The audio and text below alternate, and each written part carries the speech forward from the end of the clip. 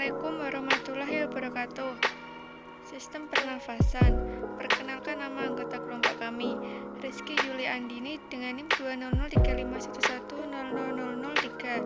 Kemudian Dewi Ardila Stalisa dengan NIM 2003511000009. Selanjutnya ada Laili Rahma Ardila dengan NIM 2003511000027. Sistem pernafasan. Sistem pernafasan atau sistem respirasi merupakan sistem biologis yang terdiri dari organ dan struktur-struktur lain yang digunakan sebagai tempat untuk bertukarnya gas pada tubuh. Hewan yang hidup di air tentunya memiliki organ pernafasan yang berbeda dengan hewan yang hidup di darat dan udara karena minimnya oksigen yang mereka dapatkan. Hewan yang hidup di air atau ikan bernafas dengan menggunakan insang. Insang pada ikan berfungsi menyaring oksigen yang ada di air, dan insang berbentuk beberapa lapis lembaran tipis yang terdapat di sisi kanan serta kiri kepala ikan.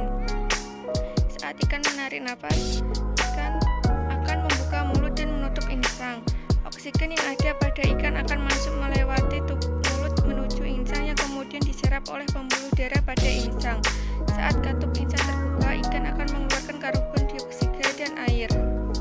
Pertukaran gas yang terjadi pada tubuh ikan terjadi antara 0 dan karbon dioksida antara cairan tubuh hewan dengan lingkungan tempat hewan itu hidup. Angka 0 yang dikeluarkan hewan dari lingkungannya digunakan untuk produksi ATP melalui proses oksidasi bahan makanan. Terkait dengan hal ini adalah produksi dan pelepasan kembali karbon dioksida ke lingkungan. Hampir semua hewan bergantung pada metabolisme aerobik tersebut untuk dapat memenuhi kebutuhan energi istirahat mereka. Meskipun dimungkinkan untuk menghasilkan energi dalam bentuk ATP dengan metabolisme aerobik. Selanjutnya akan dilanjut oleh anggota kelompok saya. Keuntungan metabolisme aerobik bagi tubuh organisme. Metabolisme aerobik secara signifikan dapat membantu untuk meningkatkan jumlah ATP yang dibuat dan tersedia pertimbangan metabolisme satu molekul glukosa selama metabolisme aerobik. 38 molekul ATP telah diproduksi, sedangkan selama metabolisme anaerobik hanya 2 molekul yang diproduksi. Lebih lanjut adalah mungkin untuk metabolisme substrat lain seperti lipid dan protein secara aerobik, tetapi tidak secara anaerob.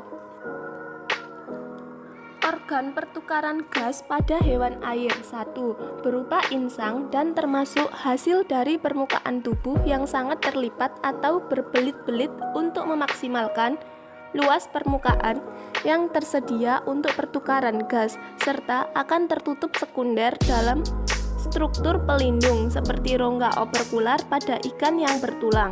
2. Dalam beberapa moluska, misalnya Mytilus lamellibrans, insang memiliki fungsi sekunder karena mereka terlibat pada filter feeding. 3. Dalam kasus krustasea, terutama Malacostraca, seperti kepiting, lobster, dan lain-lain yang memiliki insang. Jenis organisme yang cenderung bernafas di udara atau dalam air. Ada 3. Yang pertama, amfibi larva atau berudu yang bernafas di air.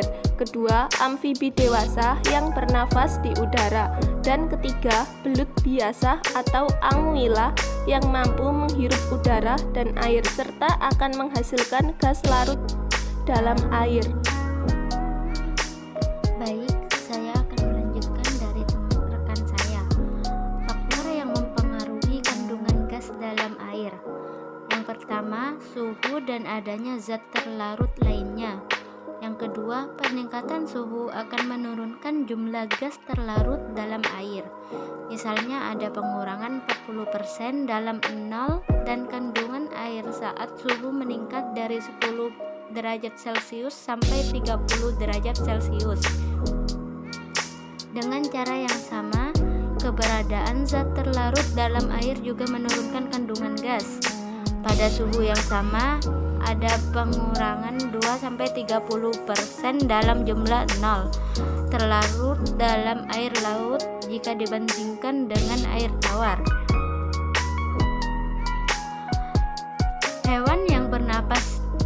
udara memiliki kadar CO dalam tubuh jauh lebih tinggi dan memiliki implikasi untuk keseimbangan asam basa.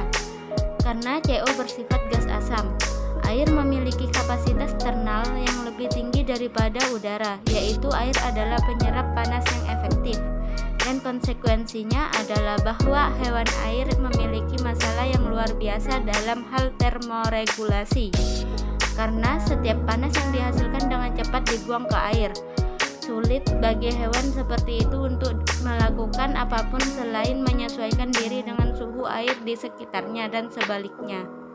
Udara memiliki kapasitas thermal yang buruk sehingga memungkinkan hewan yang menghirup udara untuk memanfaatkan panas respirasi, yaitu panas yang dihasilkan sebagai produk sampingan dari reaksi biokimia untuk proses termoregulasi. Sistem pernafasan intervertebrata.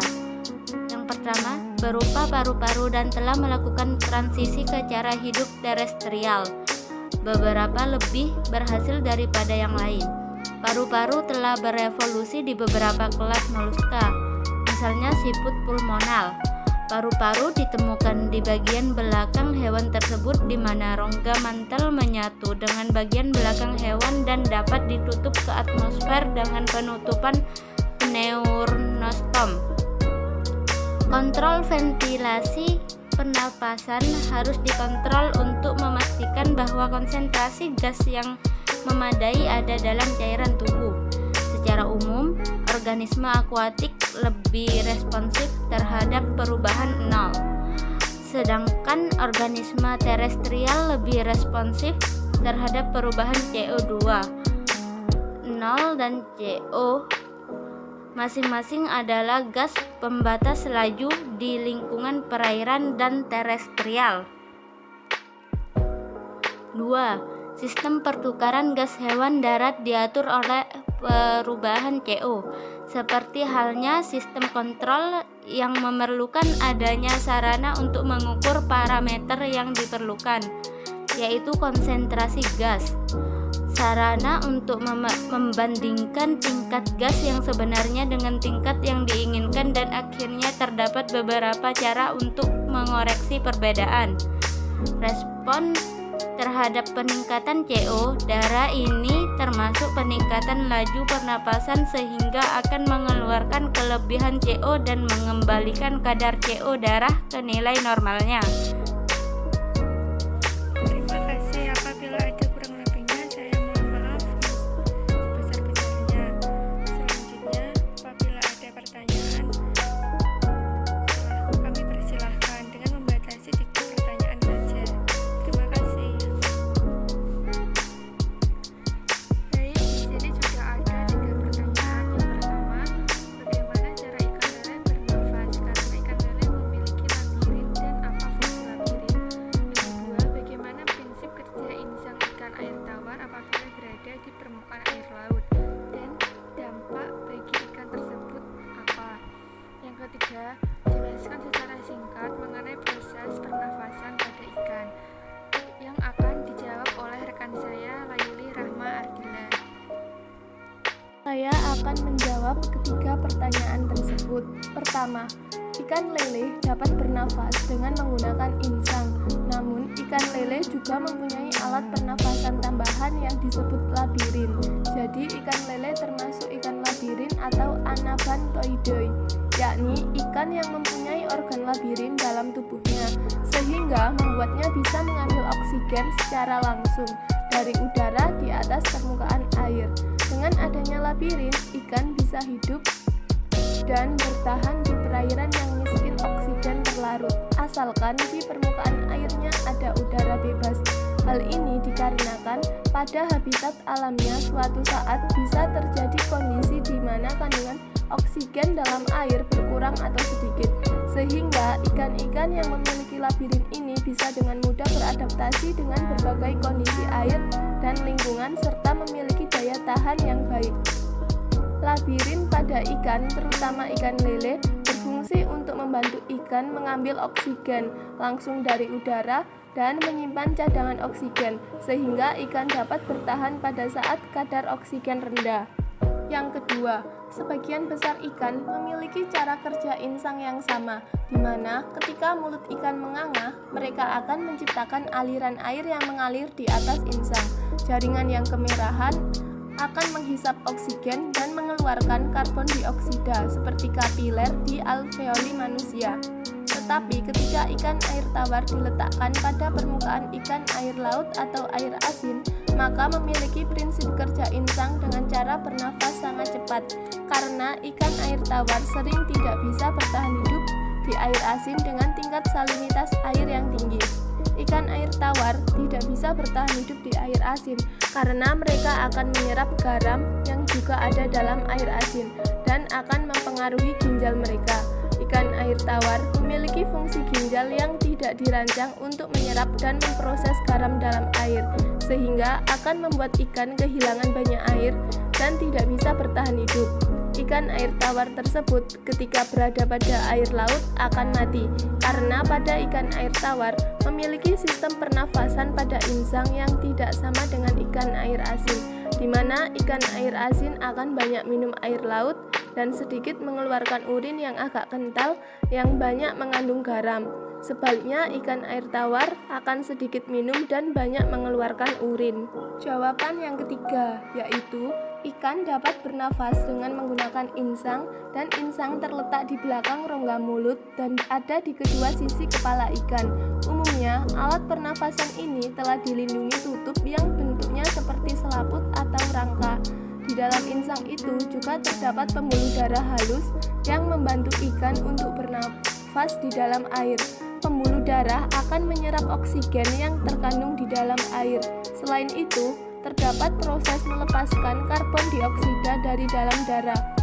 Saat bernafas, mulut dan insang harus bekerja sama melakukan gerakan yang menyerupai pompa isap air. Tutup insang akan menutup dan mulut terbuka, dan dinding mulut ikan akan mengembang saat gerakan air tersedot. Lalu rongga mulut menyempit dan menutup. Pada gerakan ini, insang akan terbuka untuk membuat air keluar dari mulut. Di sini, oksigen yang berada di dalam air akan diserap dan karbon dioksida akan dilepaskan.